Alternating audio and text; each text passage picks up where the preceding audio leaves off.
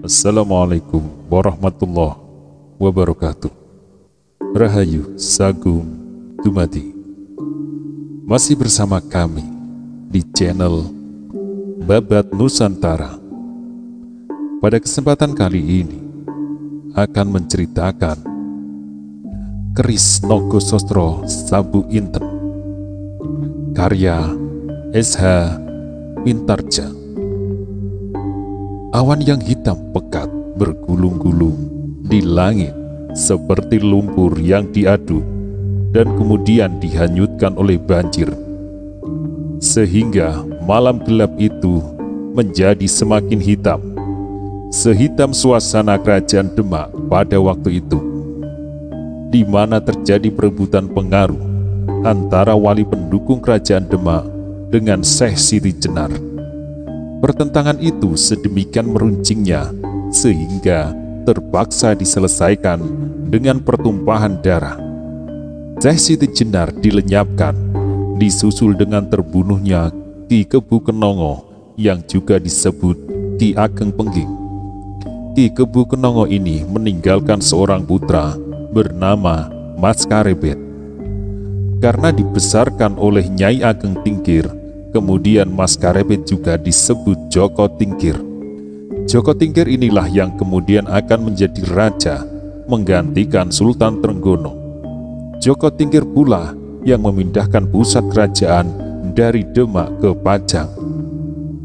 Pada masa yang demikian, tersebutlah seorang saudara muda seperguruan dari Ki Ageng Pengging yang bernama Mahesa Jenar.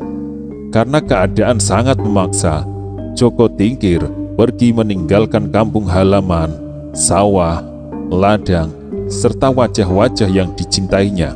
Ia merantau untuk menghindarkan diri dari hal-hal yang tidak diinginkan. Telah bertahun-tahun, Mahesa Jenar mengabdikan dirinya kepada negara sebagai seorang prajurit. Tetapi, karena masalah perbedaan ajaran tentang kepercayaan yang telah menimbulkan beberapa korban, ia terpaksa mengundurkan diri meskipun kesetiaannya kepada Demak tidak susut.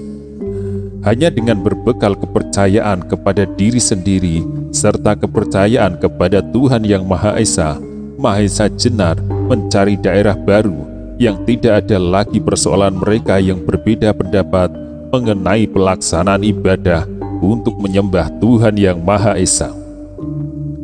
Mahesa Jenar adalah bekas seorang prajurit pilihan pengawal raja. Ia bertubuh tegap kekar, berdada bidang, sepasang tangannya amat kokoh, begitu mahir mempermainkan segala macam senjata, bahkan benda apapun yang dipegangnya.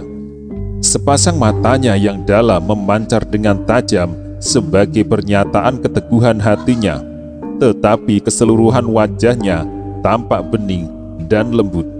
Ia adalah kawan bermain Ki Ageng Selo pada masa kanak-kanaknya. Ki Ageng Selo inilah yang kemudian menjadi salah seorang guru dari Mas Karebet yang juga disebut Joko Tingkir sebelum menduduki tahta kerajaan. Meskipun mereka bukan berasal dari satu perguruan, tetapi karena persahabatan mereka yang karib, maka seringkali mereka berdua tampak berlatih bersama, saling memberi dan menerima atas izin guru masing-masing. Gerak Mahesa Jenar sedikit kalah cekatan dibandingkan dengan Selo, yang menurut cerita adalah cucu seorang bidadari yang bernama Nawang Wulan. Betapa gesitnya tangan Ki Ageng Selo sampai orang percaya bahwa ia mampu menangkap petir. Tetapi Mahesa Jenar lebih tangguh dan kuat. Dengan gerak yang sederhana, apabila dikehendaki, ia mampu membelah batu sebesar kepala kerbau dengan tangannya. Apalagi kalau ia sengaja memusatkan tenaganya. Pada malam yang kelam itu, Mahesa Jenar mulai dengan perjalanannya dari rumah almarhum kakak seperguruannya Ki Kebu Kenongo di Pengging.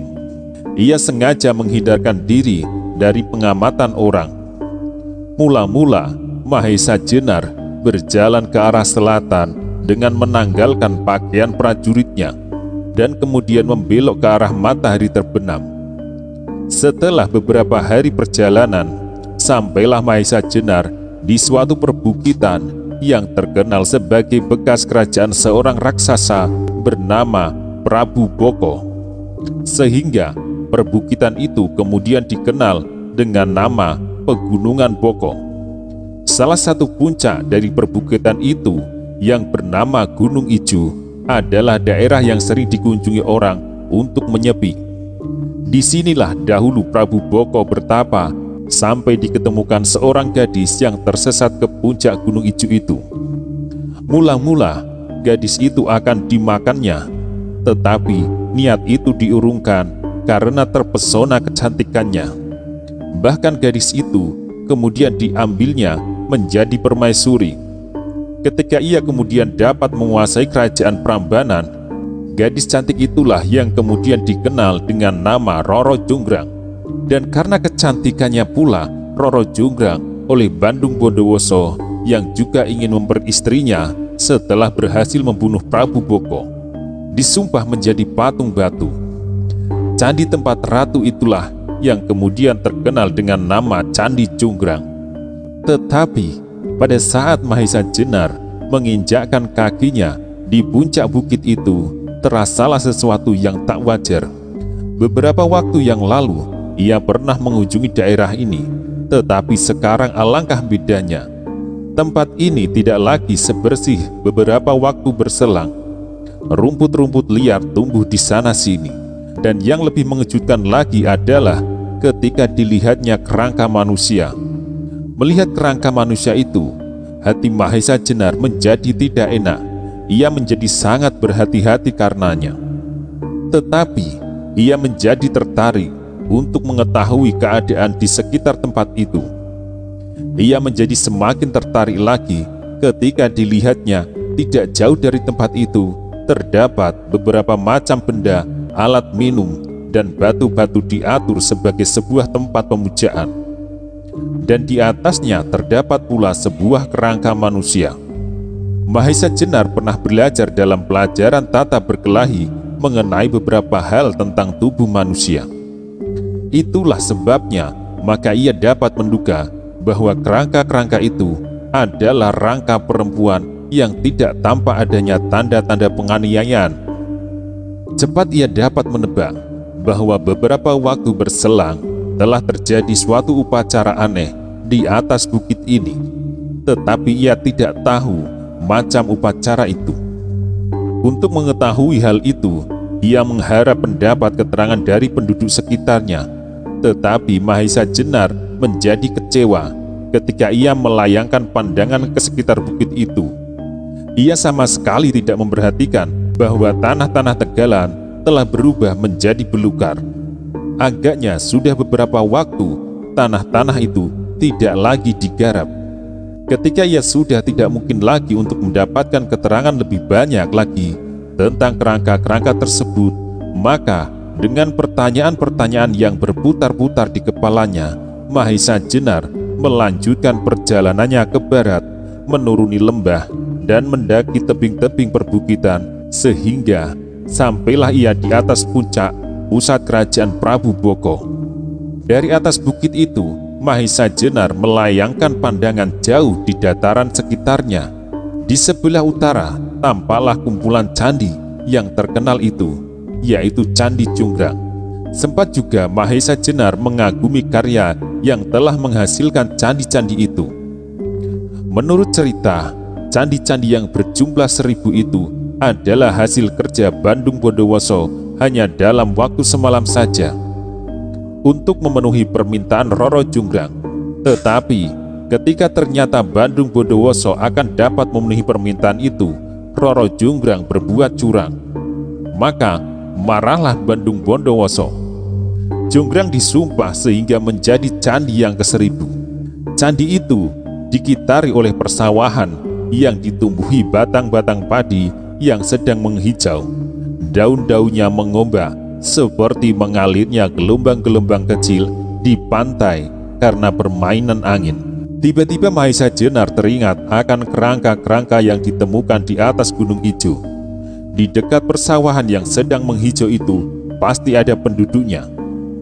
Di sana mungkin ia akan mendapat beberapa keterangan tentang kerangka-kerangka itu.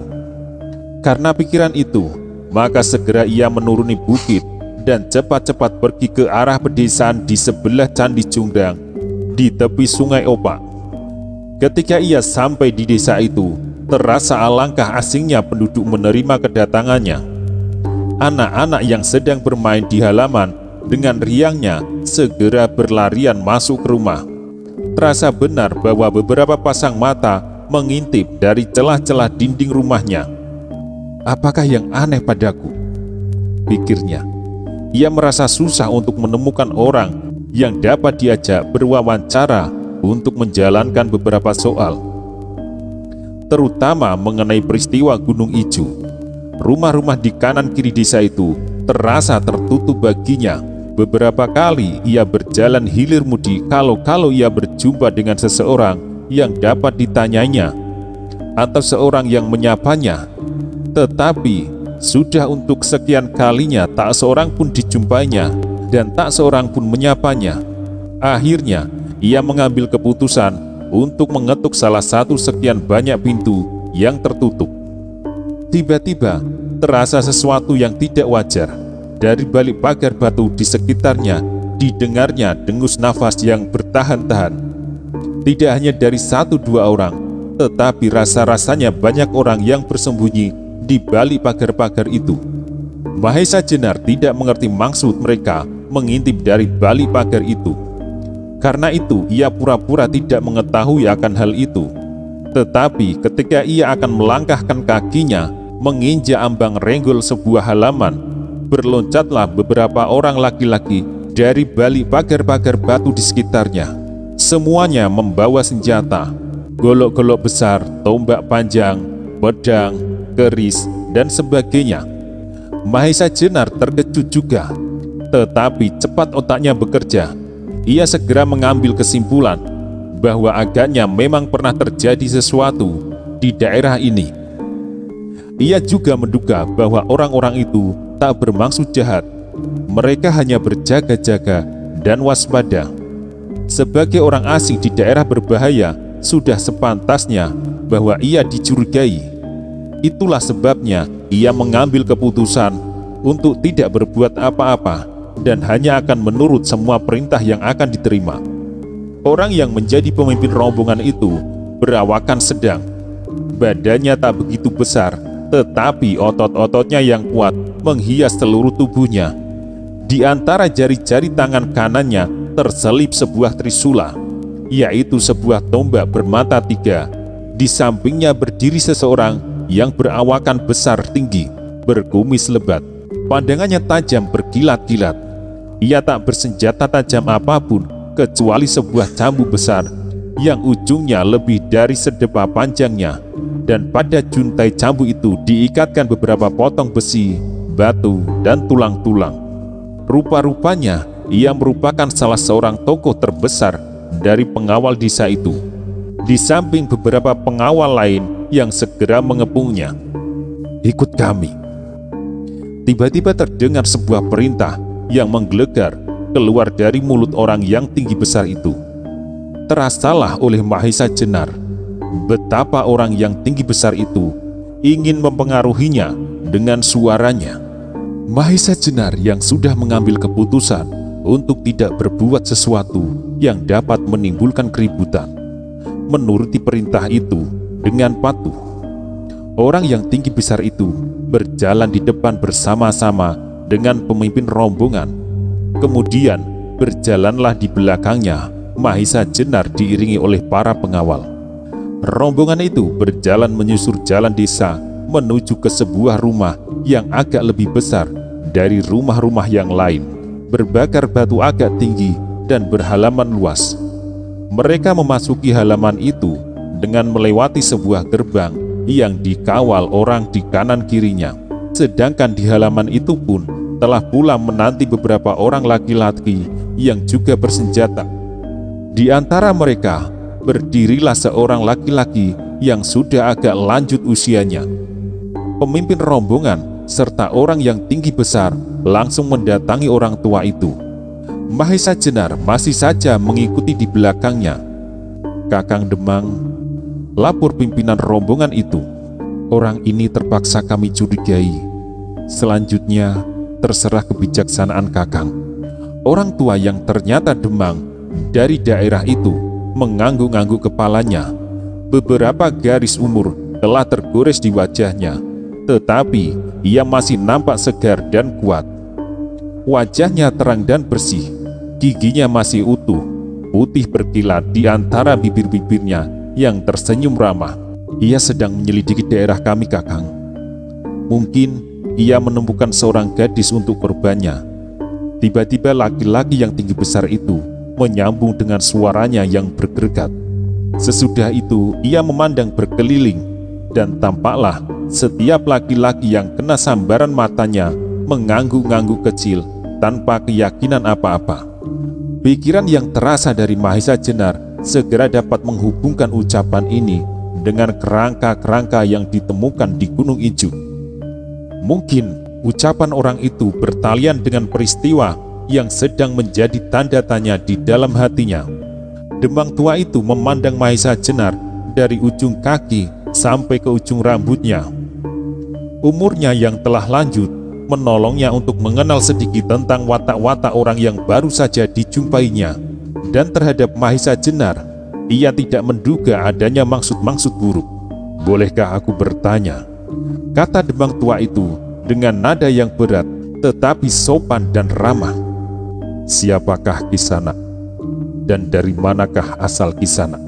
Sebab menurut pengamatan kami, Kisanak bukanlah orang dari daerah kami." Mula-mula Mahesa Jenar ragu. Haruskah ia mengatakan bahwa keadaan yang sebenarnya, ataukah lebih baik menyembunyikan keadaan yang sebenarnya? Ia masih belum tahu sampai di mana jauh akibat tindakan-tindakan pemerintah Kerajaan Demak terhadap para pengikut Syekh Siti Jenar.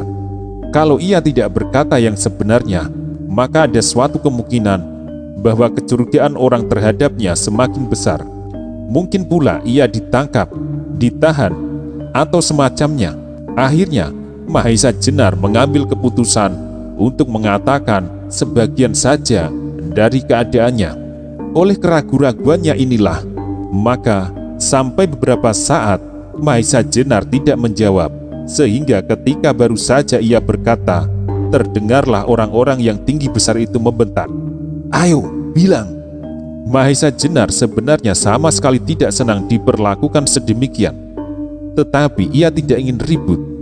Maka dijawabnya pertanyaan itu dengan sopan pula.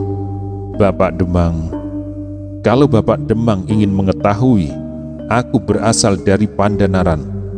Aku adalah pegawai Istana Demak yang karena sesuatu hal ingin menjelajahi daerah-daerah wilayah Kerajaan Demak." Beberapa orang tampak terkejut mendengar jawaban ini. Seorang pegawai istana adalah orang yang pantas sekali mendapat kehormatan. Sedang orang ini, orang yang mengaku menjadi pegawai istana itu, menjadi orang tangkapan. Apakah kalau hal semacam ini sampai terdengar oleh kalangan istana, tidak akan menjadikan mereka murka? Mahesa Jenar merasakan pengaruh kata-katanya itu atas orang-orang yang mengepungnya. Demikian juga wajah orang tinggi besar itu tampak berubah. Dahinya berkeriut dan alisnya ditarik tinggi-tinggi. Demang tua itu sekali lagi mengangguk-anggukkan kepalanya, tetapi kemudian ia bertanya lagi dengan nada yang masih sopan tadi, "Menilik sikap Kisanak. Memang tepatlah kalau Kisanak seorang pegawai istana, atau setidak-tidaknya orang-orang kota seperti yang pernah aku kenal.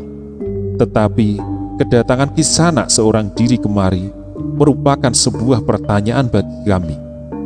Sekali lagi tampak wajah-wajah di sekitar Mahesa Jenar berubah. Mereka jadi ikut bertanya pula di dalam hati, "Ya, kenapa seorang pegawai istana pergi sedemikian jauhnya seorang diri?" Tetapi tak seorang pun yang mengucapkan pertanyaan itu. "Orang ini akan membodohi kita, Kakang." kembali terdengar suara gemuruh orang yang tinggi besar itu dengan matanya yang berkilat-kilat. Sekali lagi, ia mandang berkeliling kepada orang-orang yang berdiri memagari. Dan sekali lagi, orang-orang itu mengangguk-angguk kecil tanpa keyakinan apa-apa. Sikap orang yang tinggi besar itu semakin tidak menyenangkan hati Mahesa Jenar. Tetapi ia masih saja menahan dirinya dan menjawab dengan ramah pula, "Bapak Demang, sebenarnya memang aku mempunyai banyak keterangan mengenai diriku. Tetapi sebaiknya lah kalau keterangan-keterangan itu aku berikan khusus untuk Bapak Demang, tidak di hadapan orang banyak. Sebab ada hal-hal yang tidak perlu diketahui umum." Mahesa Jenar sama sekali tidak menduga bahwa perkataannya itu mempunyai akibat yang kurang baik. Orang yang tinggi besar itu, yang sebenarnya bernama Bahu Rekso dan bertugas sebagai kepala penjaga keamanan Kademangan Prambanan, merasa sangat tersinggung. Ia merasa direndahkan oleh orang asing itu dengan mengesampingkan dari pembicaraan. Karena itu, dia membentak dengan suara yang lantang, "Apa perlunya Kakang Demang meladeni orang semacam kau? Sekarang saja kau bicara." Perlakuan orang itu sebenarnya sudah keterlaluan, tetapi Mahesa Jenar masih berusaha untuk menahan diri dan menjawab dengan baik. "Apa yang perlu kau ketahui tentang aku? Katakan." "Belum cukup," jawab Bahu Rekso semakin marah. "Apa yang akan kau katakan kepada Kakang Demang?" Mahesa Jenar memandang kepada orang tua itu. Wajahnya yang bening menjadi agak suram. Sebenarnya ia dapat menerima permintaan Mahesa Jenar, tetapi ia tidak dapat menyakiti hati bawahannya yang merupakan tulang punggung Kademangan. Memang Demang tua itu sendiri sering merasa tidak senang akan sikap Bahu Rekso, tetapi orang ini terlalu berpengaruh karena kehebatannya. Malahan pernah terfikir olehnya untuk suatu waktu memberi pelajaran sedikit kepada Bahu Rekso. Sebab meskipun usianya telah lanjut, tetapi ia masih merasa mampu untuk melakukannya. Tetapi hal yang demikian akan tidak baik pengaruhnya terhadap rakyat yang justru sekarang memerlukan perlindungan dari bahaya yang setiap saat. Dan tiba-tiba saja ia mendapat suatu pikiran baik. Menilik tubuh, sikap, dan gerak-gerik Mahesa Jenar, orang tua yang sudah banyak pengalaman itu segera mengenal bahwa Mahesa Jenar bukan orang yang pantas direndahkan. Ia tersenyum dalam hati karena pikiran itu. "Lalu, bagaimanakah sebaiknya Bahu Rekso?" tanya Demang tua itu. Sikap Bahu Rekso semakin garang.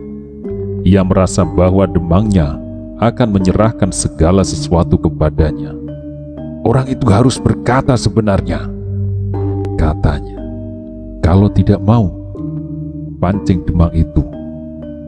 "Dipaksa," jawab Bahu Rekso dengan tegas. Dan jawaban ini memang diharapkan sekali oleh Demang tua itu. "Bagus, terserah padamu. Yang lain sebagai saksi atas apa yang terjadi," kata Demang. Keadaan berubah menjadi tegang. Tak seorang pun mengerti maksud dari kepala daerah itu. Sebenarnya orang-orang itu sama sekali tak menghendaki kejadian-kejadian semacam itu. Sebab dalam pandangan mereka, Mahesa Jenar adalah orang yang sopan dan baik. Kalau sekali Bahu Rekso sudah bertindak, biasanya tak dapat dikendalikan lagi. Dan orang yang diperiksanya, biasanya kesehatannya tak dapat pulih kembali. Tetapi tak seorang pun yang berani menghalanginya karena sifatnya yang mengerikan itu. Apalagi kalau orang itu benar-benar pegawai istana, maka apakah kiranya yang akan terjadi? Berbeda sekali dengan pikiran Bahu Rekso. Ia menjadi gembira seperti anak-anak yang mendapat mainan. Meskipun ia juga mempunyai otak, tetapi tidak dapat bekerja dengan baik. Adatnya keras dan lekas marah, apalagi setelah beberapa waktu yang lalu. Pada waktu terjadi huru-hara dan ia tidak mampu untuk mengatasinya, maka sekarang ia ingin mengembalikan kepercayaan rakyat atas kehebatannya dengan menumpahkan segala dendamnya kepada orang asing itu. Tetapi untuk itu ia tidak akan segera turun tangan sendiri. Ia ingin melihat dahulu sampai di mana kekuatan barang mainannya. Sebab bagaimana tumpulnya otak Bahurekso, namun ia masih juga melihat suatu kemungkinan yang ada pada calon korbannya. Sebaliknya, Mahesa Jenar mengeluh dalam hati. Cepat ia dapat menangkap maksud Demang Tua yang bijaksana itu dengan menangkap pandangan matanya. Permainan berbahaya. Demang Tua itu sama sekali belum mengenal aku. Sebaliknya, aku pun belum mengenal orang macam Bahurekso itu, pikir Mahesa Jenar. Tetapi bagaimanapun, Mahesa Jenar terpaksa melayaninya kalau ia tidak mau menjadi bulan-bulanan celaka. Gagak Ijo! Tiba-tiba terdengar Bahurekso berteriak keras-keras, dan orang yang dipanggilnya Gagak Ijo itu dengan gerak yang cekatan meloncat ke hadapan Bahurekso. Gagak Ijo yang nama sebenarnya adalah Jogorekso adalah seorang pembantu, bahkan tangan kanan Bahurekso. Kedua-duanya mempunyai sifat yang hampir sama. Tubuhnya agak pendek bulat, sedangkan otot-ototnya menjorok keluar, membuat garis-garis yang sama jeleknya dengan garis-garis wajahnya. Suruh orang itu bicara, perintah Bahurekso. Bicara tentang apa, Kakang? Tanya Gagak Ijo. Mendengar pernyataan itu, Bahurekso memaki keras. Bodoh kau, suruh dia bicara. Di mana rumahnya, di mana gerombolannya, dan suruh dia katakan kapan gerombolannya akan datang lagi untuk menculik gadis. Gagak Ijo mengangguk-angguk kepalanya. Sekarang ia sudah tahu tugasnya, memeras keterangan dari orang asing itu. Berlahan-lahan Gagak Ijo memutar tubuhnya menghadap Mahesa Jenar. Sebentar ia mengatur jalan nafasnya, dan dengan berlahan-lahan pula ia mendekati korbannya. Suasana menjadi bertambah tegang. Peristiwa semacam ini telah berulang kali terjadi. Biasanya dilakukan terhadap para penjahat atau terhadap mereka yang melanggar adat. Tetapi kali ini orang-orang Kademangan itu merasakan adanya suatu perbedaan dengan kejadian-kejadian yang pernah terjadi. Jawab setiap pertanyaanku dengan betul, perintah Gagak Ijo itu dengan garangnya. Matanya menjadi berapi-api dan mulutnya komat kamit. Siapa namamu? Pertanyaan yang pertama itu mengejutkan Mahesa Jenar. Ia tidak menduga bahwa dari mulut orang itu akan keluar pertanyaan yang demikian. Maka untuk pertanyaan yang pertama ini, Mahesa Jenar menjawab dengan tenangnya. Namaku Mahesa Jenar. Rupa-rupanya ketenangan ini sangat mengagumkan orang-orang yang menyaksikan peristiwa itu. Tidak pernah ada seorang pun yang dapat bertindak setenang itu menghadapi Gagak Ijo, apalagi Bahurekso. Bagus, dengus Gagak Ijo. Nama yang bagus. Mengenal namamu adalah perlu sekali bagiku. Kalau terpaksa tanganku membunuhmu, orang-orang sudah tahu bahwa kau bernama Mahesa Jenar. Gagak Ijo lalu mengangguk-angguk dengan sikap yang sombong sekali. Memang ia mempunyai kebiasaan untuk tidak segera bertindak. Ia senang melihat korbannya ketakutan, dan bahkan pernah ada yang sampai terjatuh di tempat. Tetapi kali ini ia merasa aneh. Mahesa Jenar tenang bukan kepalang, dan ini sangat menjengkelkannya.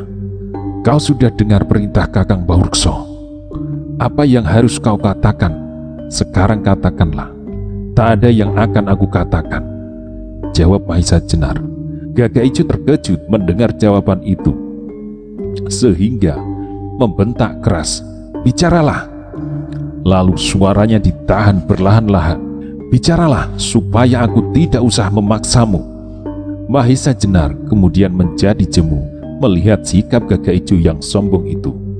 Maka ia mengambil keputusan untuk cepat-cepat menyelesaikan pertunjukan yang membosankan itu dengan membuat Gagak Ijo marah.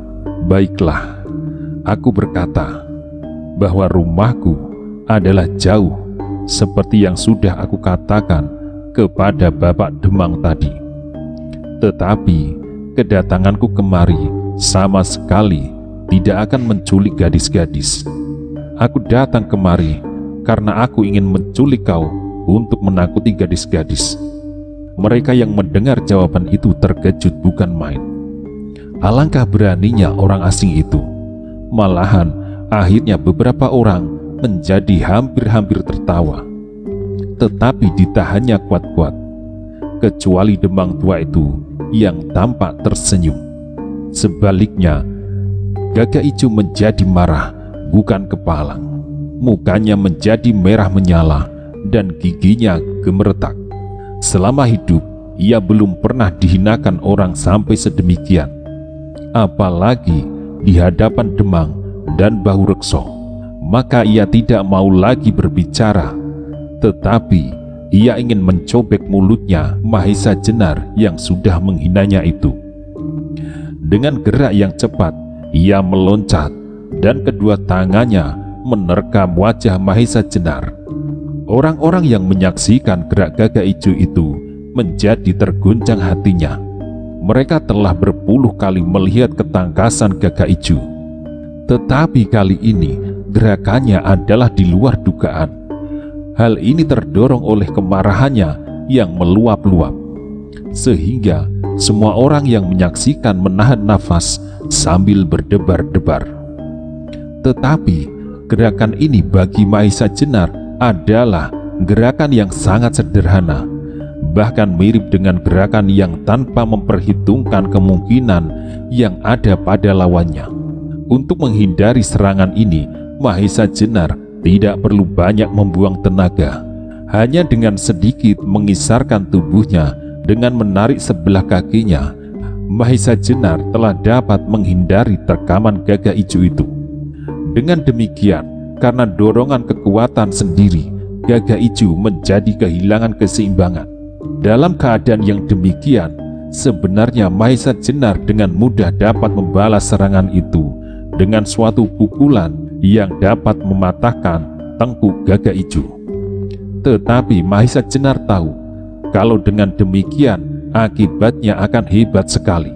Karena itu, ia hanya menyerang Gagak Ijo dengan sentuhan jarinya untuk mendorong punggung Gagak Ijo dengan arah yang sama. Gagak Ijo yang memang sudah kehilangan keseimbangan segera jatuh tertelungkup mencium tanah. Mereka yang berdiri mengitari arena pertarungan itu mula-mula mengira bahwa akan hancurlah muka orang asing itu diremas oleh Gagak Ijo.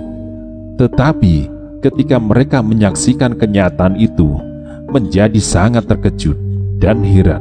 Gagak Ijo itu sendiri malahan yang mencium tanah. Banyak di antara mereka yang tidak dapat melihat apa yang sudah terjadi. Tetapi dengan demikian, Mahesa Jenar tambah berhati-hati, sebab ia tahu bahwa apa yang dilakukan Gagak Ijo adalah di luar kesadarannya, karena terdorong oleh kemarahannya yang memuncak. Sehingga dalam tindakan selanjutnya, pastilah Gagak Ijo akan memperbaiki kesalahannya. Gagak Ijo sendiri kemudian merasa bahwa tindakan kurang memperhitungkan terlebih dahulu. Ia baru sadar ketika hidungnya sudah menyentuh tanah, dan sebentar kemudian seluruh mukanya. Peristiwa ini adalah memalukan sekali. Tokoh seperti Gagak Ijo dengan bulat-bulat terbanting di atas tanah tanpa dapat berbuat sesuatu untuk menahannya. Karena itu, ia menjadi semakin marah. Hatinya menjadi semakin terbakar dan matanya merah menyala-nyala. Seluruh tubuhnya menggigil seperti orang kedinginan. Tetapi setelah mengalami kejadian tersebut, ia tidak berani menyerang dengan membabi buta. Karena itu, ketika ia mulai menyerang lagi, ia berbuat lebih hati-hati. Dengan kecepatan yang tinggi, ia menyerang dengan kakinya ke arah perut Mahisa Jenar. Tetapi dengan cepat pula, serangan itu dapat dihindari. Dan sebelum Gagak Ijo dapat berdiri tegak kembali, Mahisa Jenar telah membalas menyerang dadanya. Tetapi Gagak Ijo cukup waspada. Gagak Ijo membuat gerakan setengah lingkaran ke belakang untuk menghindari serangan Mahisa Jenar. Bersamaan dengan itu, kakinya menyambar tangan Mahisa Jenar. Mahisa Jenar cepat-cepat menarik serangannya, dan secepat itu pula tangannya yang lain menyentuh kaki Gagak Ijo itu ke atas. Sekali lagi Gagak Ijo kehilangan keseimbangan, dan kali ini ia jatuh terlentang. Dengan gugup Gagak Ijo berguling dan kemudian berusaha tegak kembali. Sementara itu Mahisa Jenar telah jemu dengan permainan ini. Ia ingin segera mengakhirinya. Maka ketika Gagak Ijo hampir berhasil menegakkan dirinya, seperti sambaran kilat, telapak tangan Mahisa Jenar melekat di dada Gagak Ijo. Meskipun Mahisa Jenar hanya mempergunakan tenaga dorong yang tidak seberapa, tetapi akibatnya hebat sekali. Nafas Gagak Ijo mendadak serasa berhenti, dan pandangannya menjadi kuning berkunang-kunang. Meskipun dengan susah payah ia mencoba untuk menahan diri, tetapi perlahan-lahan ia terjatuh kembali. Ia tertunduk di tanah dengan nafas tersengal-sengal, sedangkan kedua tangannya berusaha untuk menahan berat badannya. Orang-orang yang melihat pertandingan itu berdiri tanpa berkedip. Gagak Ijo termasuk orang yang dikagumi di desa itu, tetapi Mahisa Jenar dengan mudahnya dapat menjatuhkannya. Ilmu macam apakah yang dimilikinya? Belum lagi mereka sempat berpikir lebih banyak, mereka dikejutkan oleh gertak Bahurekso yang gemuruh seperti membelah langit. Ketika ia menyaksikan Gagak Ijo, orang kepercayaannya dipermainkan orang asing itu, hatinya menjadi panas, meskipun di antara kemarahannya itu terselip pula perasaan was-was. Ternyata orang yang dianggapnya barang mainan itu adalah barang mainan yang mahal. Itulah sebabnya, maka sebelum mengadu tenaga, Bahurekso akan berusaha untuk mengurangi kegesitan lawannya dengan melukainya terlebih dahulu. Cambuknya yang besar dan panjang dengan potongan-potongan besi, batu, dan tulang-tulang itu diputarnya di atas kepala sampai menimbulkan suara yang berdesing-desing. Mahisa Jenar kini harus benar-benar waspada. Suara yang berdesing-desing itu sedikit banyak dapat menunjukkan kira-kira sampai di mana kekuatan Bahurekso. Hanya apakah Bahurekso dapat mempergunakan kekuatan serta tenaganya dengan baik? Itulah yang masih perlu diuji. Orang-orang yang menyaksikan menjadi semakin berdebar-debar, apalagi ketika mereka melihat Bahurekso akan mempergunakan senjatanya. Maka menurut pikiran mereka, sedikit kemungkinannya Mahisa Jenar dapat menyelamatkan diri. Cambuk Bahurekso yang berputar-putar itu cepat sekali menyambar leher Mahisa Jenar. Tetapi secepat itu pula Mahisa Jenar membungkuk menghindari, sehingga cambuk itu tidak mengenai sasarannya. Bahurekso yang merasa serangannya gagal menjadi semakin marah. Dengan cepat ia mengubah arah cambuknya, dan dengan mendatar ia menyerang arah dada. Mahisa Jenar sadar bahwa dalam jarak yang agak jauh sulit baginya untuk menghindari serangan-serangan cambuk Bahurekso yang cukup cepat dan keras. Karena itu, sebelum cambuk Bahurekso sempat mengenainya, Mahisa Jenar dengan gerakan kilat meloncat maju dekat sekali di samping Bahurekso. dan menggempur tangan Bahu Rekso yang memegang senjata itu. Gempuran itu terasa hebat sekali dan tak diduga-duga. Terasa tulang-tulang Bahu Rekso gemeretak. Perasaan sakit serta panas menyengat-nyengat tidak hanya pada bagian yang terkena, tetapi seakan-akan menjalar sampai ke ubun-ubun. Cambunya segera terlepas dan melontar jauh. Bahu Rekso sama sekali tidak mengira bahwa hal yang semacam itu bisa terjadi. Karena itu, sama sekali ia tak dapat memberikan perlawanan dan membiarkan cambuknya terlontar. Mengalami hal semacam itu, meskipun terpaksa menahan sakit, Bahu Rekso menjadi bertambah kalap. Ia mengumpulkan segenap tenaganya dan ingin menebus malunya dengan mematahkan leher lawannya. Dengan sekuat tenaga, ia menyembunyikan rasa sakitnya sehingga Mahesa Jenar tak dapat mungkur akibat gempuran dengan pasti. Bahu Rekso cepat-cepat menarik diri untuk segera bersiap-siap menyerang. Sedangkan Mahesa Jenar pun telah bersiap pula menghadapi segala kemungkinan. Kembali Bahu Rekso menyerang lawannya kedua arah sekaligus. Tangan kanannya menyodok perut, sedangkan tangan kirinya menghantam pelipis. Mendapat serangan ini, Mahesa Jenar segera merendahkan diri serta memutar tubuh. Tetapi ketika Bahu Rekso melihat bahwa Mahesa Jenar mencoba menghindar, segera Bahu Rekso mengubah arah serangannya. Cepat-cepat ia menarik tangannya dan dengan satu gerakan dasar ia meloncat dan menendang kepala lawannya. Mahesa Jenar tidak menduga bahwa Bahu Rekso dapat meloncat secepat itu. Karena itu, ia tidak lagi sempat mengelak. Sebenarnya Mahesa Jenar masih akan menghindari bentrokan-bentrokan secara langsung, sebab sampai sekian ia masih belum dapat menjajaki sampai di mana kekuatan Bahu Rekso yang sebenarnya.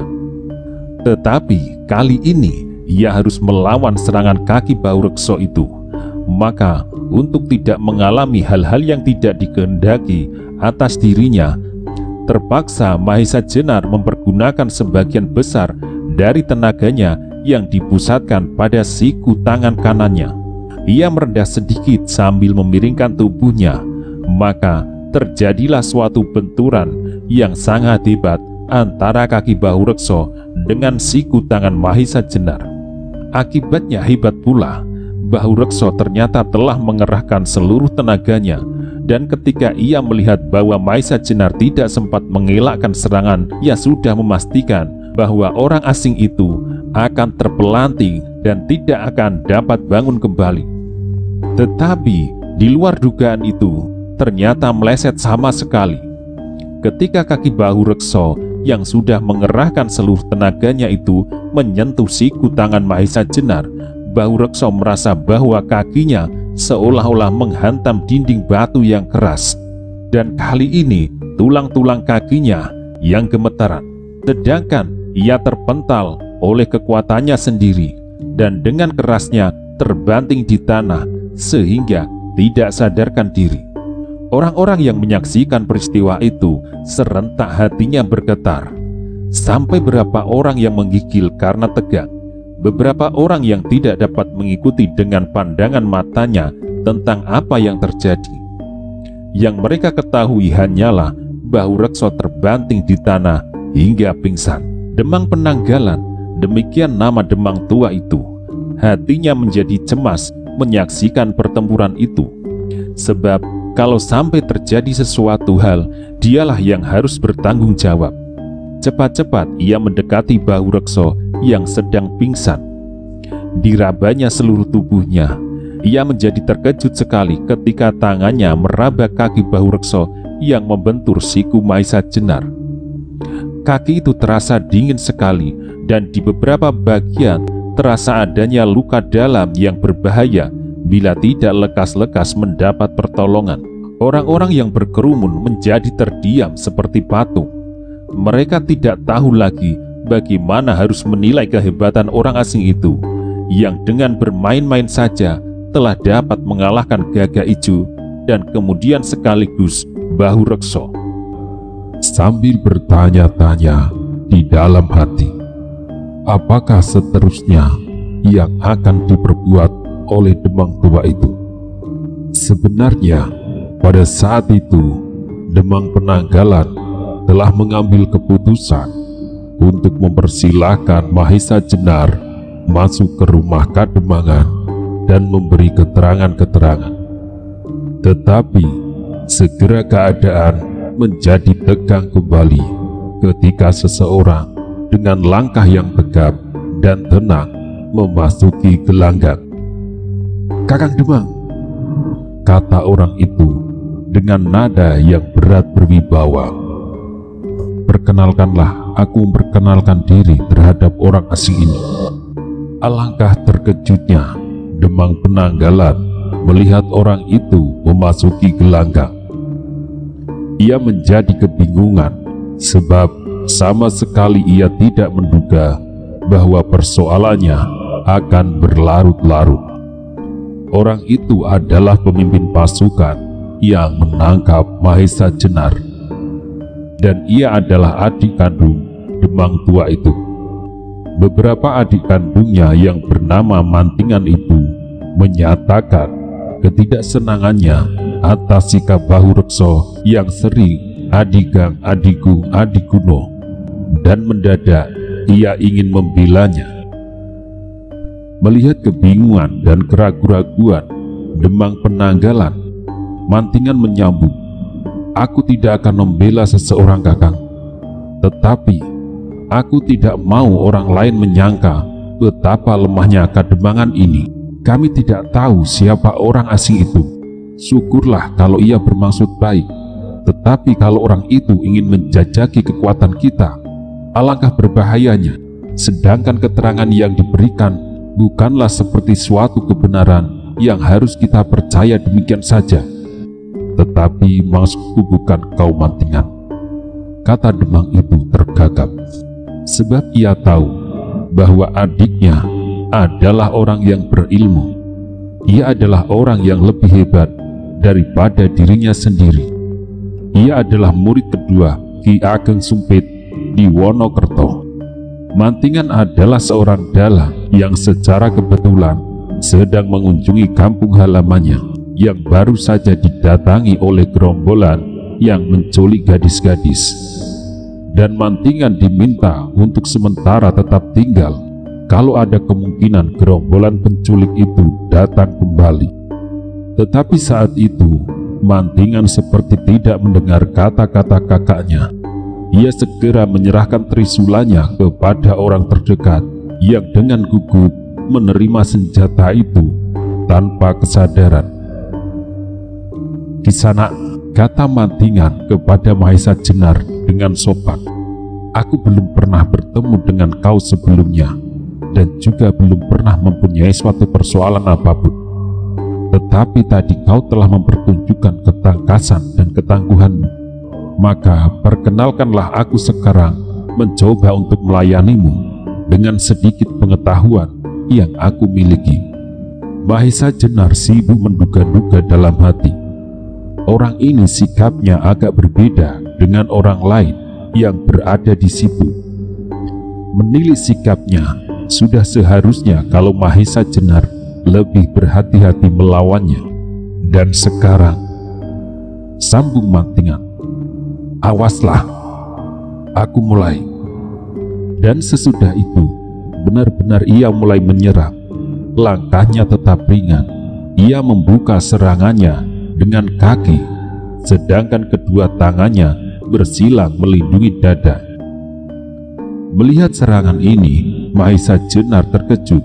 Ia kenal gerakan pembukaan ini. Ketika orang itu dipanggil namanya, sama sekali ia tidak menduga bahwa orang itu pula lah yang berdiri di hadapannya, bahkan sedang mengadu tenaga dengan dirinya. Ia adalah dalang Mantingan dari Wonokerto, murid Ki Ageng Sumpit. Ia sering mendengar nama itu. Bahkan pernah tersebar kabar di Demak bahwa dalang Mantingan seorang diri dapat menangkap 3 saudara perampok dari Jarakah di kaki Gunung Merapi yang dikenal dengan satu nama Sambernyowo.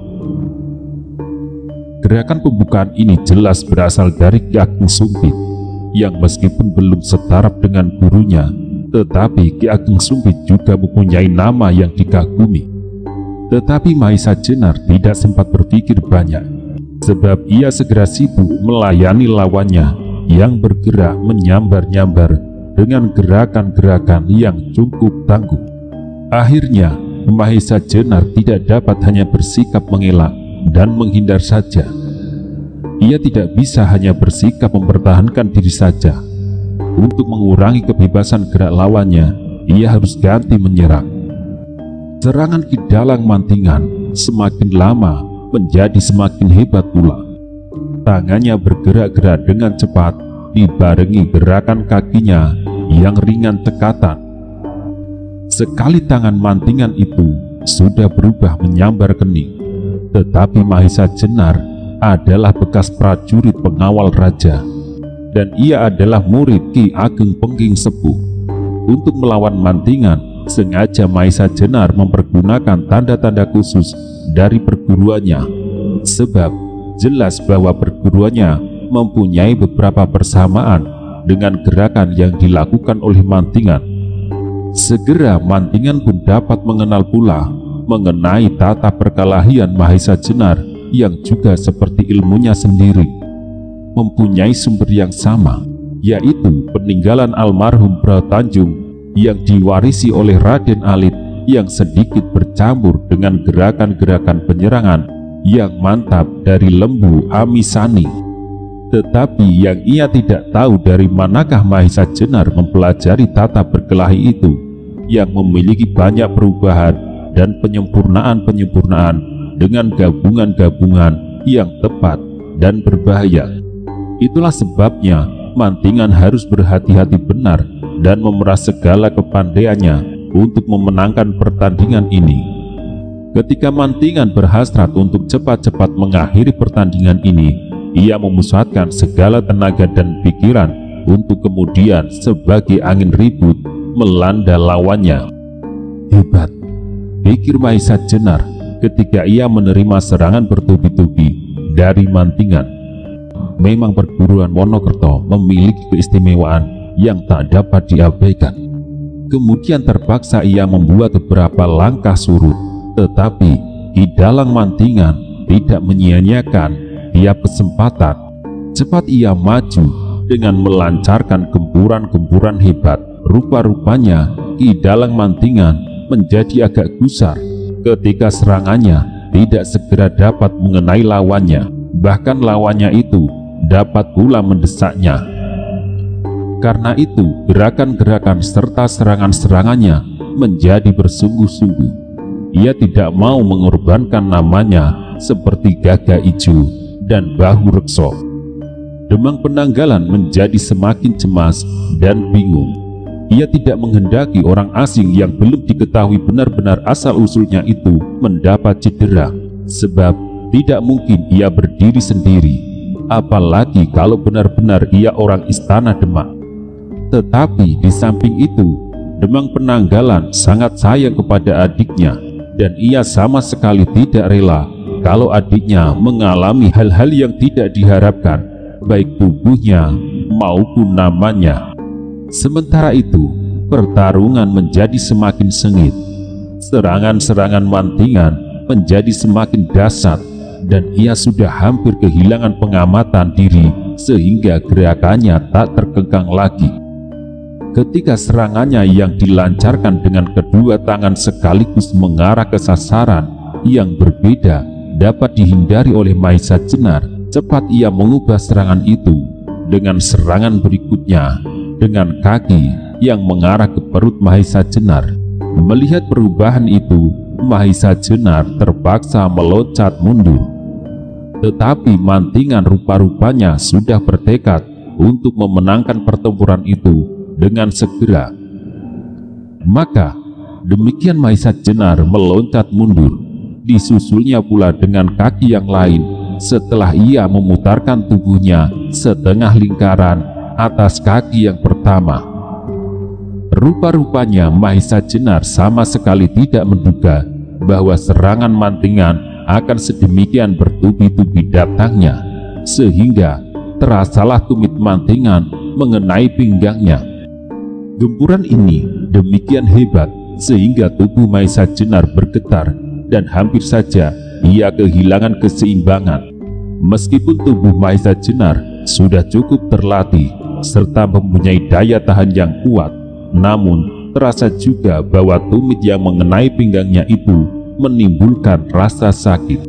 Kena tendangan ini, hati Maisa Jenar menjadi agak panas juga. Karena itu, ia berketepatan hati untuk melayani Ki Demang Mantingan dengan lebih bersungguh-sungguh. Maka segera gerakannya berubah menjadi semakin cepat dan keras. Ia membalas setiap serangan dengan serangan pula, dan ia sama sekali tidak mau tubuhnya disakiti oleh lawannya lagi. Ki Dalang Mantingan terkejut melihat perubahan tendangan lawannya, maka ia segera sadar bahwa orang yang dilawannya itu berilmu tinggi. Tetapi segala sesuatu telah terlanjur. Satu-satunya kemungkinan baginya adalah lawannya menghendaki pertempuran itu akan berlangsung mati-matian. Dan memang sebenarnya lah demikian. Serangan-serangan Maisa Jenar berikutnya datang bertubi-tubi seperti ombak yang bergulung-gulung menghantam pantai. Namun akhirnya segumpal demi segumpal berguguran jatuh juga ke laut. Dalang Mantingan mengeluh di dalam hati. Sebagai seorang yang telah banyak mempunyai pengalaman, ia merasa bahwa lawannya memiliki kepandaian yang lebih tinggi. Dan yang kemudian terjadi adalah Ki Dalang Mantingan mulai tampak terdesak. Bagaimanapun ia berusaha, kini ia terpaksa untuk bertahan saja. Ia sama sekali tidak berkesempatan untuk menyerang. Bahkan beberapa kali ia telah dapat dikenai oleh lawannya. Meskipun tidak di tempat-tempat yang berbahaya, tetapi tubuh Mantingan terasa nyeri sekali. Meskipun demikian, ia bukanlah Mantingan kalau sampai ia menyerah. Demang Penanggalan semakin bingung. Ia segera melihat kesulitan adiknya. Bagaimanapun, ia mempunyai perasaan tidak rela melihat hal yang demikian itu berlangsung. Mantingan yang dibangga-banggakan seluruh penduduk Kademangan sekarang akan dikalahkan oleh orang asing di hadapan penduduknya sendiri. Karena itu, hampir di luar sadarnya, ia meloncat maju.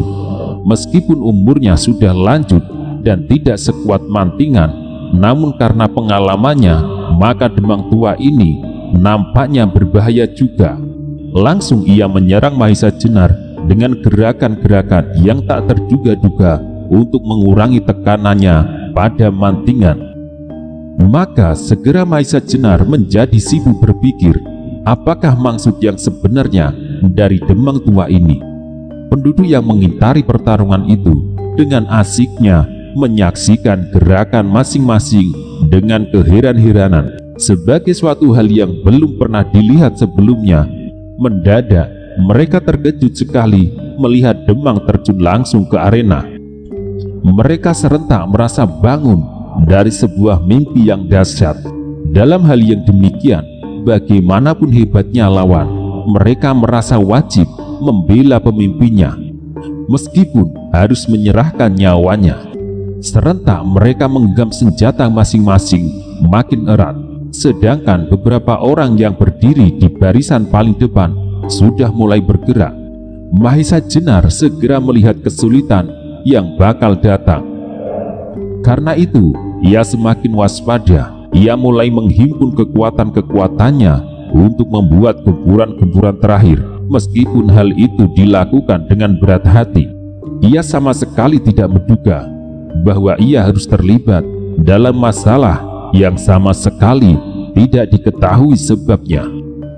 Tetapi ia tidak mau dijadikan bulan-bulanan dari peristiwa-peristiwa yang tak diketahui ujung pangkalnya itu.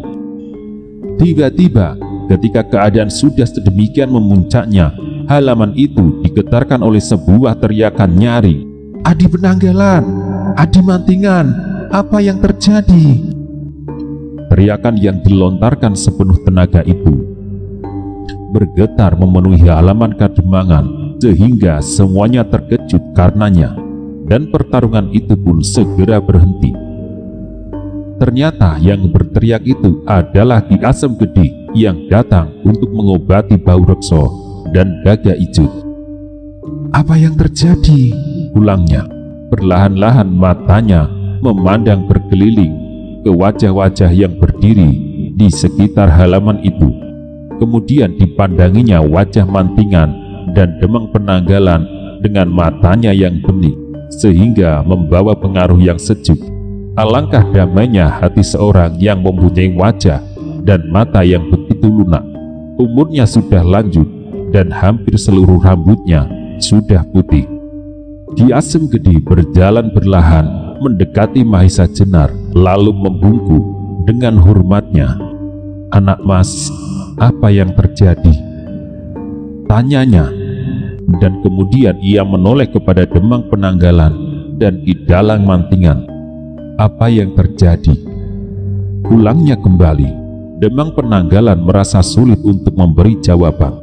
Memang ia sendiri bertanya kepada dirinya, kenapa ini sampai terjadi. Ketika Penanggalan tidak segera menjawab, Ki Asem Gede kembali memandang kepada Mahisa Jenar. Matanya hampir tiada berkedip, seakan-akan ia masih belum yakin kepada penglihatannya. Ketika ia memasuki halaman itu dan melihat pertarungan yang sengit, hatinya tersirap. Ia pernah melihat orang yang bertempur melawan Demang Penanggalan kakak beradik. Ia merasa pernah bertemu dengan orang itu di Demak ketika ia bersama-sama dengan kakaknya yang juga seorang ahli obat-obatan memenuhi panggilan Panji Donopati untuk mengobati anaknya yang sakit. "Anak Mas," katanya kemudian, "bolehkah aku ini, orang tua yang tak berharga, menanyakan sesuatu kepada anak Mas?" Melihat wajah orang tua itu, hati Mahisa Jenar menjadi lunak seketika. Bahkan ia agak malu kepada dirinya sendiri yang masih sedemikian mudahnya terbakar oleh nafsu. "Silahkan Bapak, jawabnya. Apakah kiranya yang ingin Bapak ketahui? Maafkanlah orang tua ini," kata orang tua itu selanjutnya sambil menatap Mahisa Jenar dengan penuh perhatian. "Maafkan aku kalau aku berani mengatakan bahwa aku pernah bertemu dengan anak Mas di Demak." Mendengar pertanyaan ini, Mahisa Jenar mengerutkan keningnya. Ia mulai mengingat-ingat apakah ia benar-benar pernah bertemu dengan orang itu. "Aku pernah datang ke Demak," sambung Ki Asem Gede, "bersama dengan kakakku untuk mencoba menyembuhkan sakit putra Panji Donopati, salah satu perwira dari prajurit pengawal raja." Mendengar kata-kata Ki Asem Gede, tiba-tiba Mahisa Jenar jadi teringat pertemuannya dengan orang tua itu.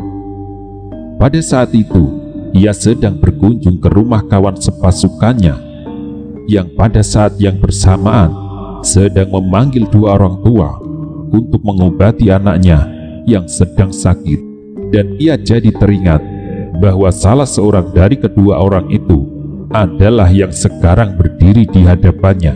Di sana, Ki Asem Gede melanjutkan, "Aku bertemu pula dengan seorang perwira lain, kawan Panji Donopati itu. Kenalkah anak Mas dengan Panji Donopati?" Mahisa Jenar agak ragu, tetapi perlahan-lahan ia mengangguk juga. "Nah," kata orang tua itu pula, "kalau begitu aku tidak salah lagi. Anak Maslah yang aku jumpai di dalam Donopati, benarkah?" Mahisa Jenar masih saja ragu-ragu. Sebenarnya ia ingin melupakan saja apa yang pernah terjadi, meskipun sebenarnya ia masih ingin mengabdikan diri kepada negerinya. Tetapi dengan terbunuhnya Ki Kebu Kenongo, saudara seperguruannya, lebih baik ia menyingkirkan diri dan mencari cara pengabdian yang lain. Juga penegasan tentang dirinya akan mempermudah setiap usaha untuk menangkapnya. Apabila ia dianggap berbahaya seperti Ki Kebu Kenong, ia tidak ingin kalau sampai terjadi bentrokan dengan orang-orang yang sedang menjalankan kewajibannya serta kawan-kawan seperjuangannya dahulu. Maka lebih baik baginya untuk menjauhkan diri saja dari setiap kemungkinan itu. Tetapi sekarang ia tidak dapat mengingkari pertanyaan orang tua itu. Karena itu, kembali Mahesa Jenar mengangguk lemah. Oleh anggukan itu, tiba-tiba Ki Asem Gede membungkuk lebih hormat lagi, dan dengan suaranya yang lembut, ia berkata, "Kalau begitu anak mas, ini adalah tuanku, Ronggo Tohjaya." Perkataan Ki Asem Gede itu seperti petir datang menyambar telinga Ki Dalang Mantingan serta Demang Penanggalan. Ia pernah mendengar nama itu, bahkan nama itu terlalu besar untuk disebut-sebut sebagai seorang pahlawan yang sudah mengamankan Demak dari gangguan-gangguan kejahatan. Mahesa Jenar sendiri agak terkejut juga mendengar nama itu disebutkan. Tetapi ia tak dapat berbuat lain daripada mengiyakan, sebab Ki Asem Gede itu pasti pernah mendengarnya dari Panji Donopati bahwa ia sebagai seorang perwira pengawal raja, di samping namanya sendiri mendapat gelar Ronggo Tohjaya. Demang Penanggalan dan Ki Demang Mantingan masih berdiri termangu-mangu. Mereka masih belum yakin benar akan kata-kata Ki Asem Gede, sampai Ki Asem Gede menyapanya Adi Penanggalan dan Adi Mantingan. Belumkah Adi berdua pernah mendengar nama itu? Mereka berdua tersadar oleh sapa itu. Dengan hati-hati, Demang Penanggalan mencoba bertanya, "Ki Asem Gede, aku memang pernah mendengar gelar itu serta kebesarannya, tetapi aku belum mengenal wajahnya, karena aku orang yang picik dan sama sekali tak berarti. Tetapi perkenankanlah aku bertanya bahwa beliau tadi berkenan menyebut gelarnya dengan Mahesa Jenar." Ki Asem Gede tertawa lirih. "Benar Adi berdua, Mahesa Jenar adalah namanya, sedangkan gelarnya sebagai seorang prajurit adalah Ronggo Tohjaya." Hati Demang Penanggalan dan Dalang Mantingan berdegup keras, tetapi pandangan mata mereka masih mengandung 1000 macam pertanyaan, sehingga akhirnya Mahesa Jenar sendiri mengambil keputusan untuk mengatakan keadaan yang sebenarnya sebagai suatu hal yang tak mungkin lagi diingkari. "Bapak Demang dan Kakang Mantingan, memang sebenarnya lah aku yang bernama Mahesa Jenar telah menerima anugerah sebagai seorang prajurit Ronggo Tohjaya." Mendengar penjelasan itu, detak jantung Demang Penanggalan dan Dalang Mantingan serasa akan berhenti. Mereka sama sekali tidak mengira bahwa mereka telah berhadapan dengan seorang yang sakti. Untunglah bahwa segala sesuatunya belum terlanjur. Kalau sampai terjadi Ronggo Tohjaya mengeluarkan segala kesaktiannya, maka sulitlah bagi mereka untuk dapat keluar dari halaman itu dengan masih bernafas. Seperti digerakkan oleh suatu tenaga penggerak, Dalang Mantingan dan Demang Penanggalan cepat-cepat melangkah maju ke hadapan Mahesa Jenar dan bersama-sama membungkuk hormat dengan agak terputus-putus karena berbagai perasaan yang berdesakan di dada. Demang Penanggalan berkata, "Kami mohon ampun ke hadapan anak Mas Rangga Tohjaya. bahwa kami telah berbuat satu kesalahan yang besar sekali, serta mengucapkan beribu-ribu terima kasih atas kemurahan anak emas yang tidak sekaligus menghabisi jiwa kami. Dan sekarang kami menyerahkan diri untuk menerima segala hukuman yang seharusnya kami jalani. Mahesa Jenar terharu juga melihat Ki Demang tua itu ketakutan. Sejak semula ia sudah menduga bahwa Demang tua itu sama sekali tak bermaksud jahat kepadanya. Hanya karena perkembangan keadaan saja, maka semuanya itu terjadi. Bahkan mungkin di luar dugaan Demang tua itu sendiri. Maka berkatalah Mahesa Jenar, "Bapak Demang dan Kakang Mantingan, tak ada sesuatu yang harus aku maafkan. Yang sudah terjadi tak perlu disesali. Yang perlu sekarang, silakan Ki Asem Gede mengobati kedua orangmu yang terluka. Tetapi percayalah, aku sama sekali tidak bermaksud untuk melukai benar-benar." Kembali Demang Penanggalan dan Ki Mantingan mengangguk hormat. Lalu mereka mempersilahkan Mahesa Jenar masuk ke Kademangan. Orang-orang yang berada di halaman menyaksikan semua itu dengan keheran-heranan.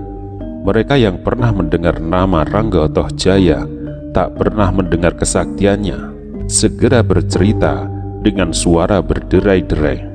Seakan-akan dengan mengenal nama itu, mereka sudah terhitung orang yang terkemuka dalam kalangan kepahlawanan.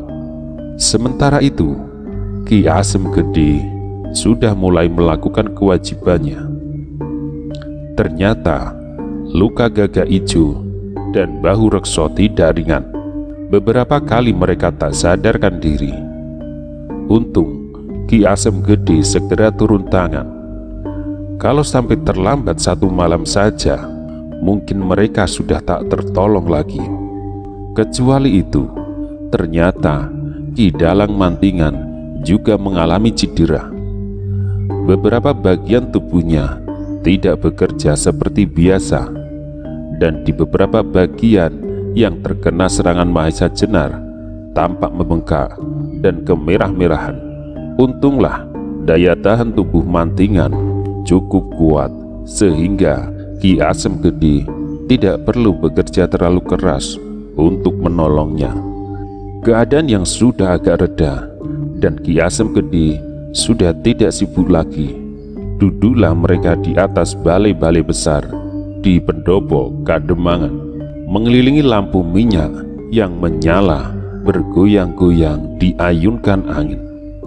Di luar, gelap malam mulai turun sebagai tapi raksasa berwarna hitam kelam.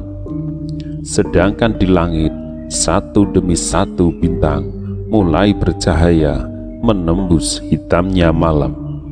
Mereka mulai berbicara dan bercerita tentang jati diri masing-masing. Mahesa Jenar tidak lagi menyembunyikan sesuatu. Diceritakannya seluruh masalah mengenai dirinya. Kenapa ia sampai meninggalkan Demak? Aku telah menanggalkan pakaian keprajuritan dan telah menyisihkan segala macam senjata dengan suatu keinginan untuk mendekatkan diri kepada Tuhan.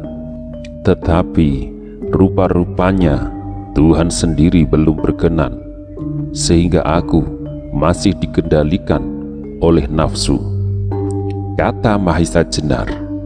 Semuanya yang mendengarkan mengangguk-angguk kepala, dan mereka merasa juga bersalah, sehingga Mahesa Jenar terpaksa menyesali dirinya. Sementara itu, mulailah hidangan mengalir. Demang Penanggalan yang merasa telah menyakiti hati Mahesa Jenar ingin sedikit mengurangi kesalahannya dengan menghidangkan apa yang mungkin dihidangkan pada saat itu.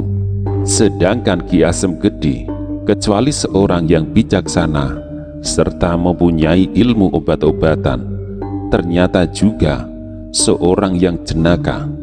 Banyak hal yang dapat diceritakan tentang dirinya dengan lucu sekali, sehingga suasana menjadi meriah dan akrab. Diceritakan bagaimana ia terpaksa sekali mengobati seorang yang sakit hanya dengan air saja, tanpa ramuan-ramuan obat yang lain. Sebab pada saat itu ia sedang berada dalam perjalanan dan tak membawa obat-obatan yang diperlukan. Tetapi 3 hari kemudian orang itu datang kepadaku dengan membawa 4 ikan gurame sebesar penampih sebagai ucapan terima kasih atas obat-obatanku yang mujarab, kata Ki Asem Gede. Sebabnya, sambung Ki Asem Gede, kenapa obat-obatanku banyak yang dapat berhasil? Adalah sebagian besar dari yang mereka aku obati mempunyai kepercayaan kepadaku bahwa seorang yang telah menderita sakit merasa berbesar hati adalah merupakan obat yang banyak menolongnya. Lebih daripada itu, semuanya adalah berkat kuasa Tuhan yang Maha Esa. Tetapi suara Ki Asem Gede terputus.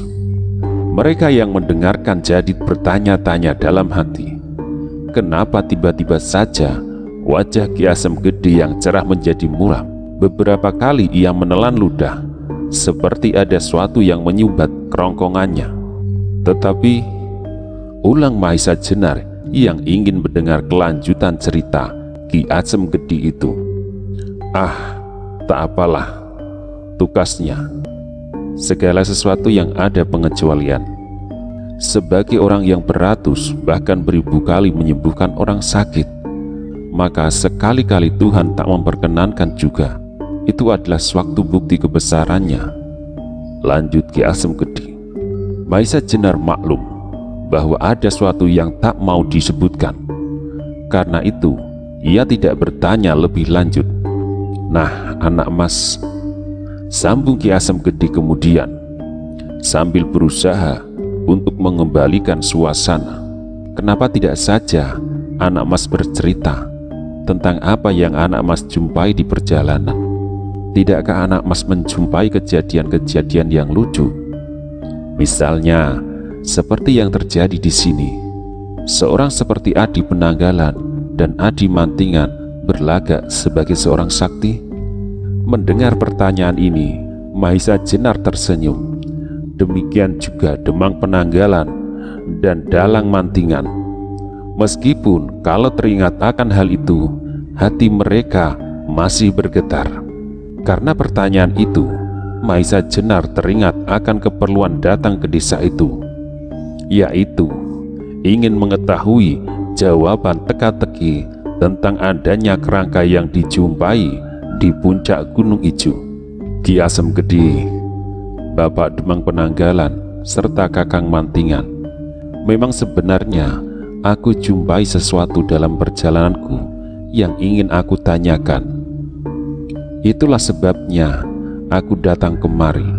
Ketika Mahesa Jenar tampaknya bersungguh-sungguh, maka mereka yang mendengarkan pun menjadi bersungguh-sungguh pula. Di puncak Gunung Ijo, sambung Mahesa Jenar, aku jumpai sesuatu yang mencurigakan. Alat-alat minum yang berserakan, bekas api unggun, dan yang paling mengherankan adalah adanya batu-batu yang disusun sebagai suatu tempat untuk sesaji, sedangkan di atasnya terdapat kerangka perempuan. Dan tidak jauh dari tempat itu aku ketemukan pula kerangka yang lain, juga seorang perempuan. Mendengar pertanyaan itu, Ki Demang Penanggalan menundukkan muka dalam-dalam. Ki Asem Gede mengerutkan dahinya yang sudah dipenuhi oleh garis-garis ketuaannya, sedangkan Dalang Mantingan menarik nafas dalam-dalam. Melihat keadaan itu, maka makin nyatalah Mahesa Jenar bahwa daerah itu pasti mengalami bencana yang bertalian dengan peristiwa di Gunung Ijo. Anak mas, jawab Ki Demang Penanggalan dengan suara yang dalam, akulah orangnya. kalau ada orang tua yang sama sekali tak berguna. Ia berhenti sebentar menelan ludah, lalu sambungnya, apalagi aku sebagai seorang Demang yang seharusnya dapat memberikan perlindungan kepada rakyatku. Tetapi aku sama sekali tak mampu berbuat demikian. Kembali Demang tua itu berhenti berbicara, matanya memandang jauh menusuk gelapnya malam. Di halaman, beberapa orang masih duduk berkelompok-kelompok sambil bercerita tentang kehebatan pertarungan siang tadi. Demang Penanggalan menggeser duduknya sedikit, matanya masih menembus gelap, seolah-olah ada yang dicarinya di kegelapan itu. Tetapi rupa-rupanya ia ingin melanjutkan ceritanya. Ki Demang pun meneruskan ceritanya. Ketika itu, di daerah ini lewat serombongan orang yang berkuda. Di desa ini mereka berhenti dan meminta untuk menginap barang semalam. Mereka memasuki desa ini menjelang senja. Karena tak ada tanda-tanda yang aneh pada mereka, serta sikap pimpinan yang ramah, maka kami tak dapat menolak permintaan itu. Rombongan itu dipimpin oleh 2 orang suami istri yang akan mengadakan ziarah ke Gunung Boko.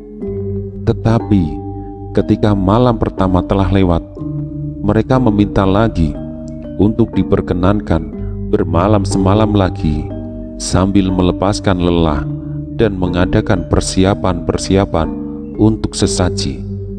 Permintaan ini pun tak dapat aku tolak. Sesekali ia berhenti. Rupa-rupanya ia sedang mengingat-ingat apa yang telah terjadi. Kemudian ia kembali menyambung ceritanya. Tetapi terkutuklah mereka, terkutuklah rombongan orang-orang berkuda itu. Pada malam kedua, mereka menangkap seorang gadis yang sedang pergi ke sungai. Gadis ini sempat menjerit, dan seorang yang baru pulang dari mengair sawahnya dapat menyaksikan peristiwa itu. Pengantar gadis itu, seorang pemuda tanggung, dipukulinya sampai pingsan. Maka ketika hal itu disampaikan kepada kami, meledaklah amarah kami. Segera Banjar Kademangan yang kami sediakan sebagai tempat menginap mereka, kami kepung rapat-rapat. Mereka segera kami ancam untuk menyerah. Tetapi yang terjadi adalah di luar dugaan kami. Mereka sama sekali tidak menghiraukan kehadiran kami, orang-orang hampir seluruh desa ini. Ketika kami mendengar gadis itu menjerit, hati kami tak tahan. Cepat-cepat kami menyerbu masuk, tetapi rupa-rupanya mereka telah siap menanti kedatangan kami, dan segera terjadilah pertempuran. Orang-orang kami lebih banyak dikendalikan oleh kemarahan yang meluap-luap daripada kesediaan untuk bertempur. Apalagi rombongan berkuda itu ternyata terdiri dari orang-orang yang tangguh, maka lenyaplah segala kesan keramah tamahan mereka. Bahkan tampaklah betapa dahsyat cara mereka menjatuhkan lawan. Beberapa saat pertempuran itu berlangsung dengan dahsyatnya, tetapi segera tampak betapa lemahnya kami. Segera orang-orang kami dapat dihantam dan dicerai-beraikan. Aku tidak lagi dapat berpikir lain daripada bertempur mati-matian. Dan aku beserta Bahu Rekso dan Gagak Ijo sebagai orang-orang yang paling dapat dipercaya pada waktu itu, berhasil menerobos masuk ke Banjar.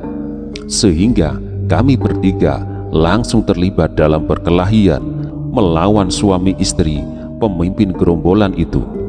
Mungkin terdorong oleh kemarahanku, maka terasa seolah-olah tenagaku menjadi berlipat-lipat. Si istri itu pun ternyata mempunyai ilmu yang tinggi, ditambah lagi betapa kasarnya cara mereka bertempur. Si suami menerkam dan mengaum seperti harimau, sedangkan si istri menyerang dengan jari-jari yang dikembangkan. Wajah-wajah mereka yang ramah itu sekarang sudah berubah menjadi wajah-wajah iblis yang menakutkan. Tetapi aku sama sekali tidak peduli. Mungkin saat itu aku pun berkelahi seperti iblis, tetapi kemudian ternyata bahwa kami bertiga bukanlah lawan mereka.